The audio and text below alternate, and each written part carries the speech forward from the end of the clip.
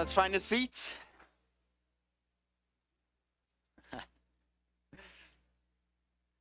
All right, good morning. How are we doing today? It's good to see all of your faces on this cold, snowy day. Who here enjoys the snow? Anyone? All right, about half the crowd. There we go. All right. Thanksgiving. Man, that was a good weekend, wasn't it? We do not give hall passes for gluttony, so that's not something we do here. There's no forgiving of that one. No, I'm kidding. All right, so today, as we are going through our series on the let me say this correctly, 7 deadly sins. There we go. Today we're going through envy. Envy is today, and I want to start out by defining envy. What does that mean for us? It's an insatiable desire for what someone has, resenting them, and it severs one from your neighbor because of that. That comparison will kill you. And I want to focus on that word desire because honestly, that's where the battleground in all of our lives is. It's in our center of desire. And so all of us have to think about, what do I desire in life? What do I think about? What do I want? And that's what it comes down to. Insatiable desire for what someone else has. All right? And it can be so many different things. Doesn't matter what, you may want something else and someone else wants something. It can go down to anything. And I made a little bit of a list of what people can desire in life. I want a husband who can give me that. I want a wife who can give me that. I want a job that can give me that. I want this many kids, or I want no kids. I want that promotion. I want a marriage that's different than my marriage. I want to be single when I'm married. I want that promotion. And if I just get these things in life, it will satisfy me. It will make my life so much better. You see, when we go down this path of envy, it is both endless and unquenchable. So for Thanksgiving, my family and a lot of my friends, we all played football down in this field here. Two-hand touch. It was a rough two-hand touch. Couple times I got pummeled and laid out flat on the ground. It was good, though. We played actually 3 games. And by the end of the 2 hours of football, it was very apparent that I was not in shape. I'm not running every day. And so I was gassed. I was exhausted. And a lot of us had water on the sidelines, right? Well, my brother whom I love, Sam, faster, stronger, bigger than me, really great at football, but he forgot to bring water. So he was super thirsty. So he went over to the sidelines, and his girlfriend was drinking coffee. And if you're ever, when you're super tired and exhausted, coffee just doesn't hit the spot, right? Like, we could have gone into the house, and because it's Thanksgiving weekend, there was eggnog I could have had. There was apple cider. There was all sorts. There was even, there was a Mountain Dew that's it's like a Christmassy Mountain Dew. It's a red Mountain Dew. I don't know. All of those sugary, sweet, nice holiday drinks would not have quenched the thirst of someone who just played football for 2 hours, right? It would not be good if you would have one of those drinks. Only, I believe, water in those situations. Now, Gatorade's pretty good. But really, it's what you want is water because it quenches. It gives you what you desire. And that, to me, reminds me of what envy does for us. It's an insatiable desire that really anything else you try to fill that hole in, and any desire that you have that's so big that you want from other people can be destructive.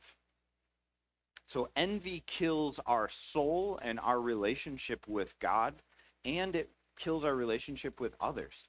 It's a bringer of loneliness. When you look in, I've done quite a few weddings over the years. And when you do the love chapter in 1 Corinthians 13, it says, love rejoices, right? It's different. It's different than what envy brings into a relationship, to a person. Because it's so easy. You know, when you want stuff and when you desire stuff, it's going to be never ending in your heart and in your mind, right? I would love a Dodge Challenger one of these days, but it does me no good to look at my brother-in-law's Dodge Challenger and drool over it and be like, oh, that'd be really cool if I had that. Or that job promotion that my friend gets that I didn't get. It'd be really nice to get that amount of money. Or that house, or that vacation. One of these days, it'd be really cool to go on a cruise, right? But if I sit there and I think about that and I envy those who get to go on cruises or really cool vacations, what good does it do my heart? Envy steals the here and now. So I want to talk about the problem. You see, because early on in the scriptures, this was a problem. With Adam and Eve, even in the garden, think about like how awesome Adam and Eve's lives were for a second compared to our own. And you're not really supposed to compare, but for the sake of thinking about it, there was no death, no sickness. They were technically in paradise, like a legit paradise. They had free fruit trees everywhere. What was better, right? But envy makes even Eden not enough when you think about that, right? It's crazy. So, like, comparison killed their contentment. What did the tempter do when he came to them? You know, you not want to be like gods? He gave them the ability to desire to be even like God, to be even better. And so comparison killed not only Adam and Eve's contentment, but I believe that it kills ours. When you think about it, right? Like our whole life, our whole world, America is great at this. Everything that we see around us is a marketing ploy, especially on Black Friday. If we only have this, and that's why they give pictures like, so greed is, which is another of the deadly sins, is like a cousin of envy. And one of the ways they market that is they always put like commercials with happy families that have this thing. And you can be a happy family if you just have this thing too, right? And that's like the whole ploy, is to get you to think of, I want to be like them. I want to be happy like this other family, this other couple. If I only had what Amazon is selling me. If my social media looked just as cool as they did. If my pictures of my vacation and my forced smile on a family vacation looks just as good as their forced smile, I would be happy. It's all around us. And it's actually become normal. We live in a society full of envy. And it kills our relationships with each other, and it kills our relationship with God. Even right after Adam and Eve, what happened with their children? Cain envied Abel, right? Abel gave a sacrifice, and God accepted that, and then Cain got mad. He envied his brother that he gave an acceptable sacrifice.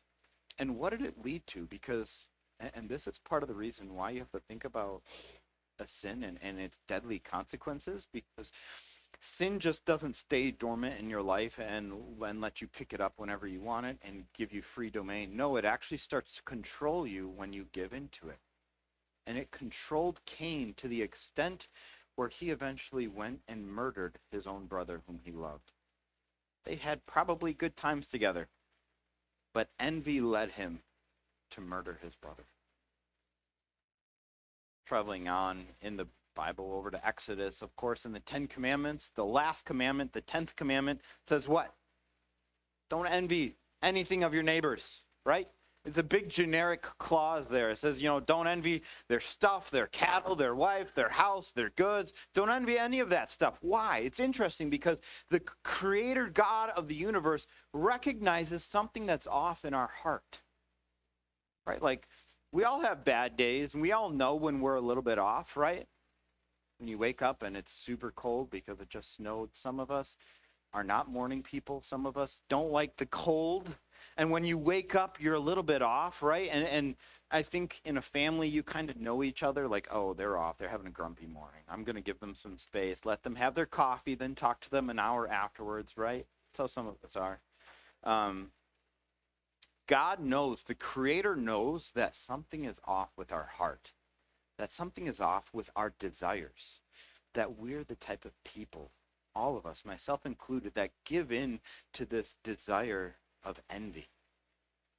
And when we do that, it actually shows that we don't trust God's goodness. And while we may not think about that theologically every time we envy, that's actually functionally what's happening. We're saying, God, you're not that good. You don't have the best for me. In fact, like if I only had this, if I only got what I wanted and what I envied, then it would be good. Then my life would be good. But I'm not going to trust in your goodness from what you've given me now. And it's all over the scriptures, whether it's in Proverbs 14 that says envy makes the bones rot. Literally, it talks about how what we think and feel actually has a physical consequence for you, right? Like it actually brings rottenness, not just in your spirit, but in your body. Proverbs 23 talks about, do not let your heart envy sinners. Matthew 27, Jesus is talking, Jesus is being delivered up to be killed. And it talks about how envy led religious leaders to deliver Jesus up. So if you think about it, envy actually killed Jesus. Matthew 7:22 talks about out of the heart comes envy. It's those sins that destroy. This is Jesus talking on, he's talking about what actually sin is, because there's a debate about what actually constitutes sin.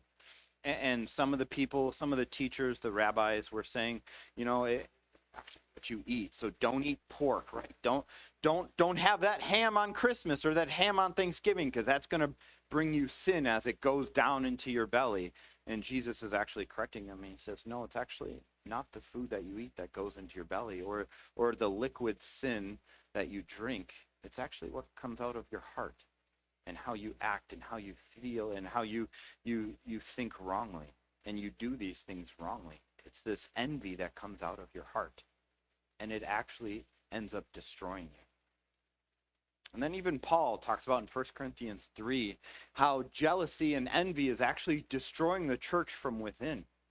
Here's this church he planted and then left, and then soon after he left, the jealousy and envy started a bunch of people bickering in the church, and it ended up destroying a church. It's all throughout the scriptures. And I want to read today Psalm 73. This is actually the first sermon I ever preached when I was a young kid. I was about 13, and my church for some reason let me preach. But Psalm 73 was my first sermon, and I love this passage, but I think it really describes what goes on in the heart of someone. Like, have you ever doubted your own life and envied someone else and thought for a moment that, man, this whole faith thing, this whole going to church doesn't make sense? I want to this stuff. Well, this is what this guy was dealing with. Psalm 73 was written by Asaph. He's actually like a musician, head of the musicians during David's time for the temple or tabernacle at that point. But let's read Psalm 73. Truly God is good to Israel, to those who are pure in heart. Like, that's what he was taught growing up. And so he knows the correct theology, but wait for life to hit him. Verse 2. But as for me, my feet had almost stumbled. My steps had nearly slipped. Why? For I was envious of the arrogant when I saw the prosperity of the wicked. Look where their eyes are.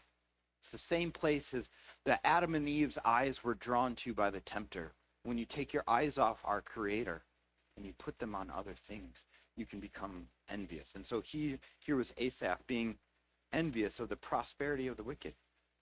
Let's be honest, like, we're all there sometimes, right? We all get envious at other people's prosperity sometimes, if we're being honest with our lives. Verse 4. For they have no pains until death. Their bodies are fat and sleek. They are not in trouble as others are. They are not stricken like the rest of mankind. We envy the fact that nothing seems to go wrong in their life, right? Like, we're getting sick, but they're not getting sick. They're fat because they're doing great in their job, and we're not. We're skinny because we have to work 24/7. We have to do all the overtime, and we're not getting anywhere in our job. Therefore, pride is their necklace, Violence covers them as a garment. Their eyes swell out of fatness. Their hearts overflow with follies. They scoff and speak malice. Loftily they threaten oppression. They set their mouths against the heavens, and their tongue struts through the earth. Therefore his people turn back to them and find no fault in them. And they say, how can God know? Is there knowledge in the Most High? He's literally saying things seem to go so well for the people that don't believe in God, for the wicked, the people that live however they want. They sleep around, they do whatever they want, they oppress people, whatever other type of people that are out there that are doing great in their life, right? Whether it's politicians and you can't believe that they're getting away with what they're getting away with, or it's just rich people, or it's managers, or it's business owners, or it's anyone else that you see in the news that you don't like, you can get envious at them because it seems like things are going so well for them despite the way that they live. And you feel like justice isn't happening to their life. I love his own self-reflection here. He's being honest. Verse 11. Their life is so at ease that they honestly think, A, there's either no God, or if there is a God, he doesn't even know what's going on in their life. He's not an omnipotent God. When they get away with so much in life, they think, oh, there's actually not a God. He's not bringing me justice right now. He's not striking me down. He's not cursing my life. In fact, it seems like God's blessing my life. Verse 12 says, behold, these are the wicked, always at ease. They increase in riches. He's saying, look, these are the people who live not according to the Bible, right? They don't care about the 7 deadly sins. They give in to all of them, and they love it. And they increase in riches. It seems like they are blessed. When you look at other people's lifestyles, verse 13 happens. All in vain have I kept my heart clean and washed my hands in this. Have you ever felt that way? Like, being honest, like that everything you do with your faith and your Christianity is in vain? That all this withholding of desire and not doing what you really want to do is all in vain, all empty, meaningless? That's how this guy is feeling when he's being truthful and honest about his heart. For all the day long, I have been stricken and rebuked every morning. If I had said, I will speak thus, I would have betrayed the generation of your children. He doesn't even want to be honest about his feelings, because if he is, he'd feel like he'd be betraying the people around him and the kids of those around him, right? Like, sometimes you don't want to say your actual feelings because you don't want to mess with the kids or to get them off the path, right? Then he says, but when I thought how to understand this, it seemed to me a wearisome task. He didn't even want to think about it because it's just, it brought him down, right? It's like some things in life you don't even want to start because you know there's so much work to actually have to deal with. This is what Asaph had to deal with in his life. And this is something I think, honestly, all of us have to deal with to some extent, right? We know the correct theology. We know the Bible verse that says love does not envy in 1 Corinthians 13, the love chapter. Or James 3, where it says jealousy is earthly, unspiritual, devilish, which is demonic, right? We know that envy is bad for us, and yet it seems that those who envy get away with it and they actually have a great life. You see, envy cannot coexist with true spiritual wisdom and godliness. We like to think to ourselves, well, there's nice envy and then there's mean envy. I don't want to be a mean, envious person where, like mean, envious people are like the people where they want stuff so bad, and if they don't get it, then they don't want anyone else to get it. Those are the mean people. I don't want to be like them. And I think a lot of people understand, like, that's not a great place to be in your mind psychologically. But I think we're all okay, and we all try to give a pass to the nice envy, which is just, it's okay to desire other things, right? It's okay to have these desires, and I'll let my heart have them and set up a little room in my heart and let myself desire that above everything else, as long as it doesn't seem to affect anyone else. So much of our hidden motives in life is envy. And you'll see it, I mean, even in from high school on. And honestly, high school is just like a little microcosm of humanity, right? Because growing up, there's a bunch of geeks and nerds, and then there's the actors, and there's the musicians, and all these different groups, and then there's the jocks, right? And everyone wants to be like the jocks or the cool kids in school. At least that's how it was in my school, both my Christian school and my public school that I went to. And then it's interesting because life actually switches as you get older and into your 20s, 30s, and 40s. All the jocks and the cool people start working for all the nerds and the geeks, right? Like that's just how life goes. And then everyone wants to be like the nerds who and start their own businesses and do well for themselves and have people work for them, right?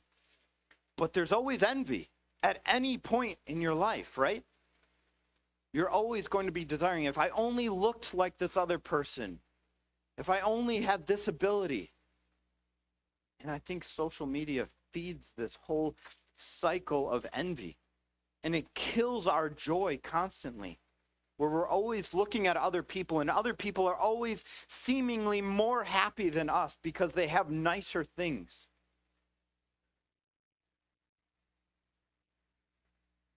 It's very easy for us, when it comes to any scriptural or biblical topic, or even the uncomfortable talking about sins in general, to say other people have issues, right? Like, oh, the war in the Middle East is terrible, they have issues. Or the politicians, they have issues. Or the people over there. But we never want to look at our own life and admit that we struggle with something.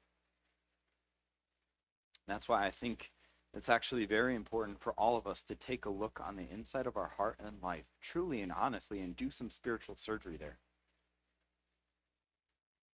I've noticed, even for me, it's very easy for me, every night I love to cuddle and hug my kids and read them books or hang out with them. But it's very easy for me even to miss the beauty of the life that God has given me just because I desire things. I have caught myself on Amazon scrolling, looking for things, and forgetting to tuck my kids in at night.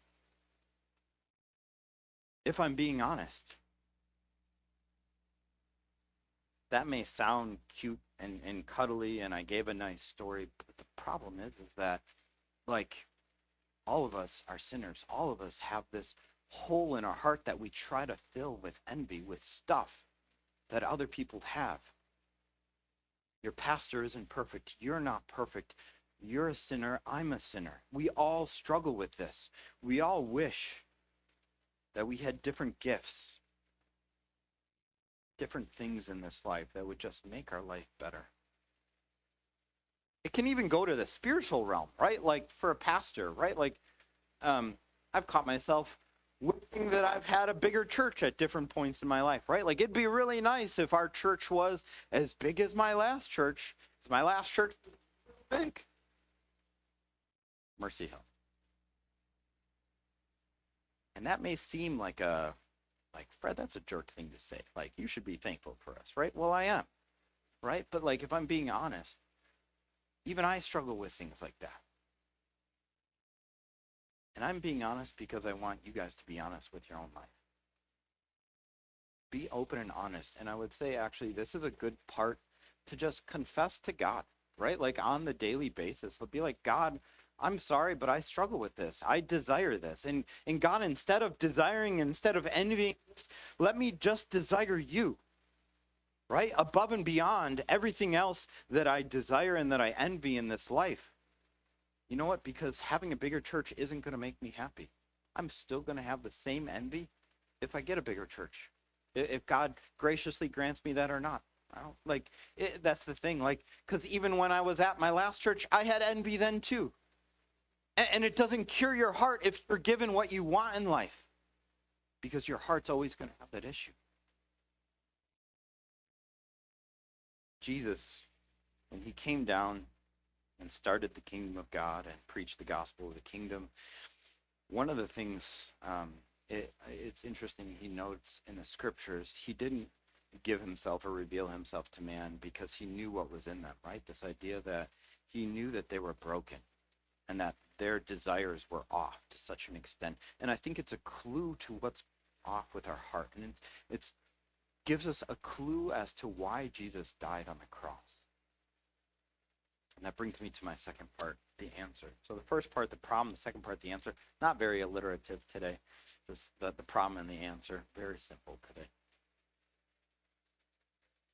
The answer is we need to take a part of our heart out to follow Jesus. That sounds vicious, right? How do you take a part of your heart out to follow Jesus? Jesus actually talks about that quite a bit. You have to die to yourself, right? And when you die to your desires, it's at that point that you start following Jesus. Jesus had to die to his desires as well. There is no room for envy in the life of a disciple.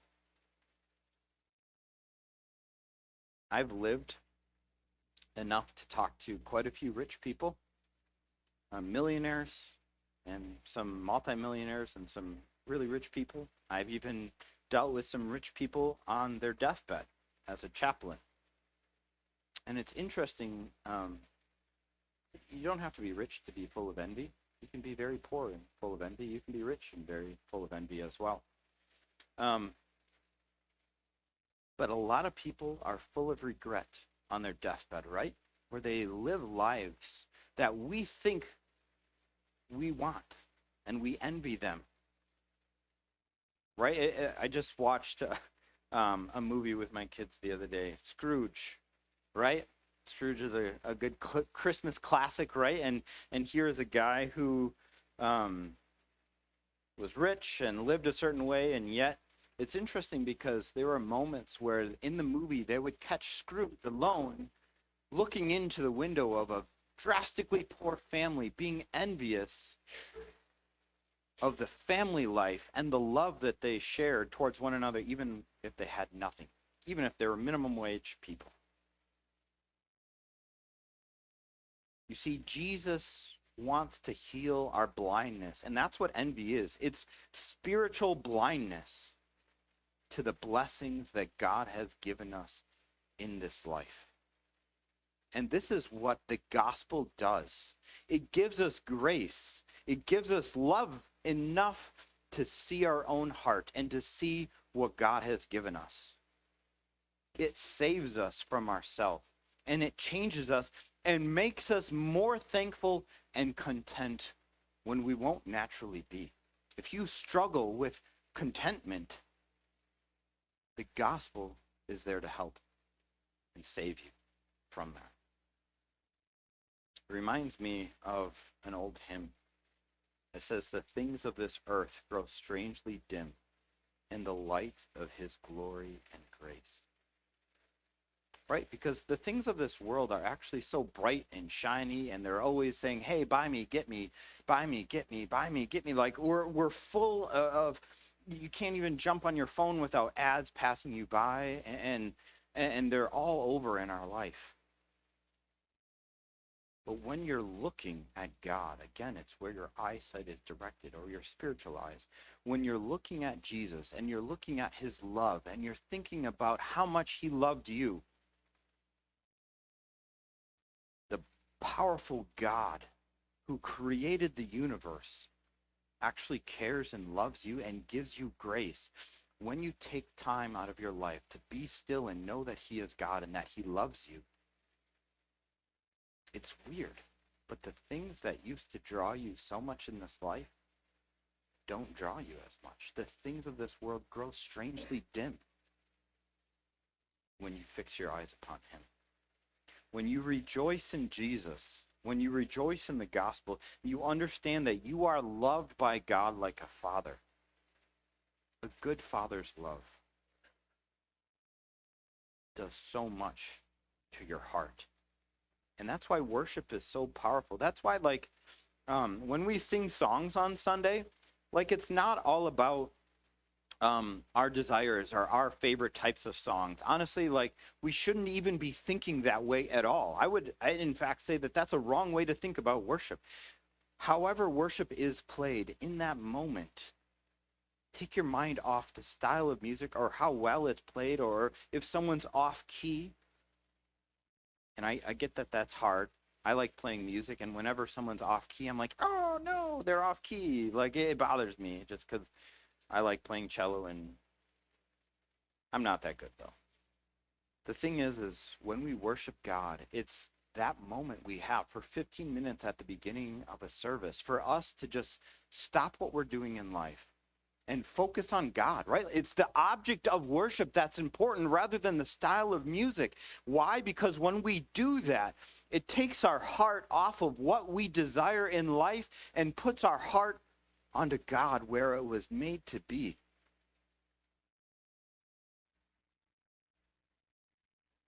Jesus himself was tempted, right, by Satan.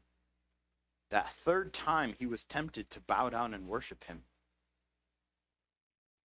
I love this because even our Creator himself was tempted as he came into flesh. Could not.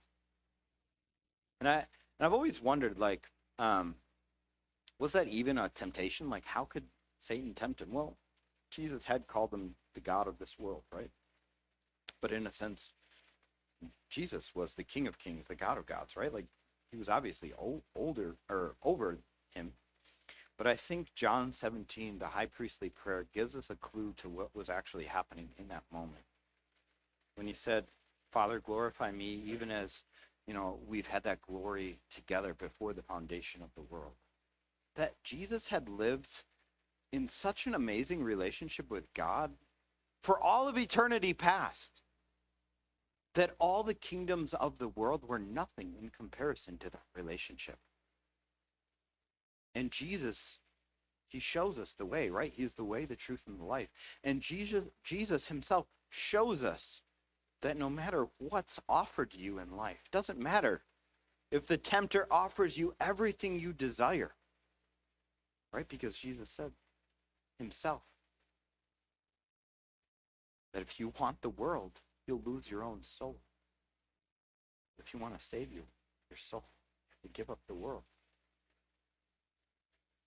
You see, when we truly understand how amazing God is, that you will have to stop and worship. That's why, like, praying shouldn't be just, God, here's my piggy bank worth of prayer. I'm going to put in a slot machine coin and just ask God to give me something, and then I expect God to give me. Because prayer shouldn't always be about me.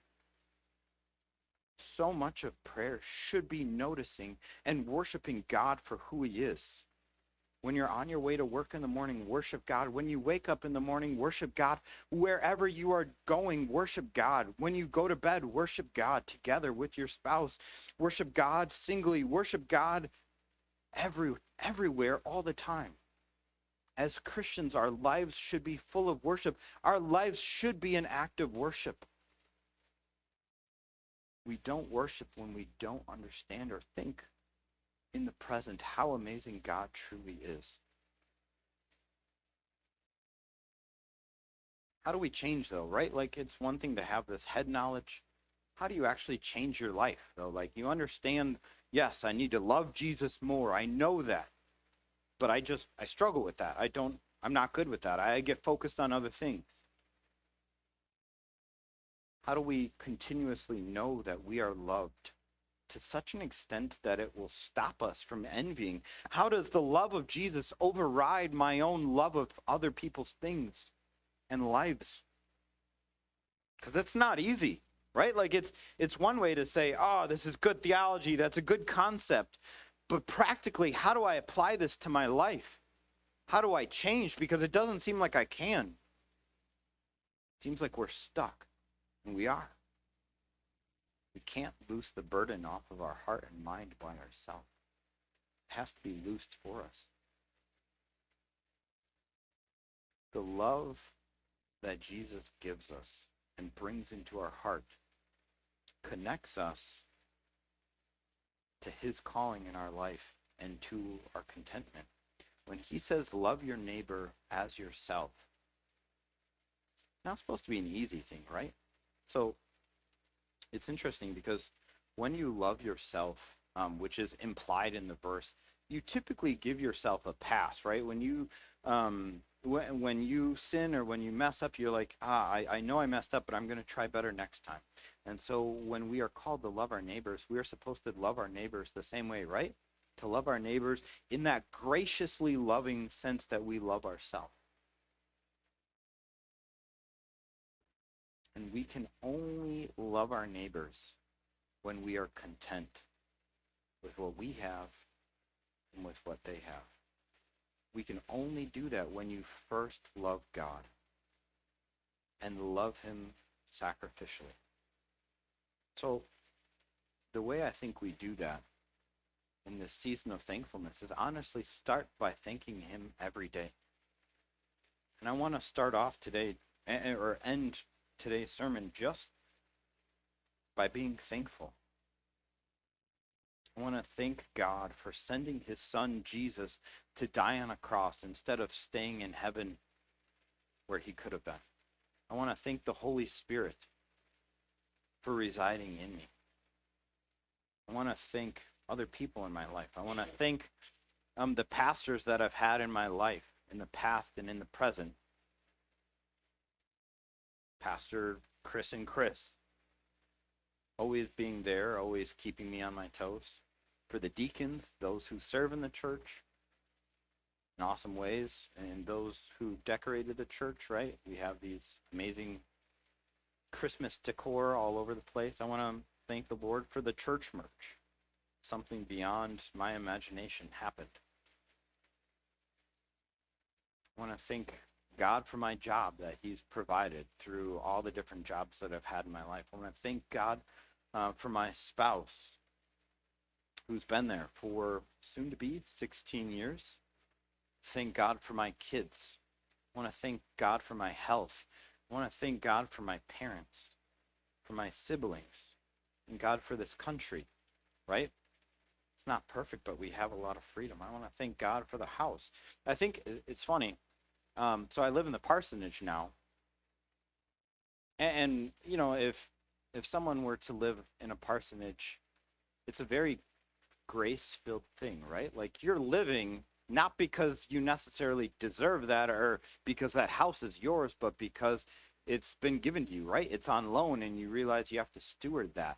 I actually think that's a microcosm of how we should understand everything. Like we should view everything like a parsonage. Like everything has been given to you and is on loan to you by God. And when you view life like that, you start to become more thankful. Whether it's my kids' school or the food that we have, not just the Thanksgiving food, but all the food all the time, the clothes for those in church history who have gone before us. There are so many things in life to be thankful for. And when you have this attitude of thanksgiving towards God and the life around you, it changes your heart off of a heart of envy to a heart of love, contentment, and thankfulness and worship. And it starts with worship. I want to read Psalm 73 to the end. Verse 17 says, "Until I went into the sanctuary of God, then I discerned their end." And I think that's the linchpin. That's the changing point in this guy's life. When he saw God, the sanctuary of God, while it could have meant the tabernacle, the sanctuary of God is honestly this entire universe that we live in. It's also, nowadays, our own bodies. But it says, until he went into the sanctuary of God, God's abode, then I discerned their end. Truly you set them in slippery places. You make them fall to ruin. How are they destroyed in a moment? They are swept away utterly by terrors. Like a dream when one awakes. O Lord, when you rouse yourself, you despise them as phantoms. When my soul was embittered, when I was pricked in my heart, I was brutish and ignorant. I was like a beast toward you. Nevertheless, I am continually with you. You hold my right hand. You guide me with your counsel, and afterward you receive me to glory. Whom have I in heaven but you? There is nothing, and this is very hard to say, there is nothing on earth that I desire beside you. My heart and my flesh and my heart may fail, but God is the strength of my heart and my portion forever.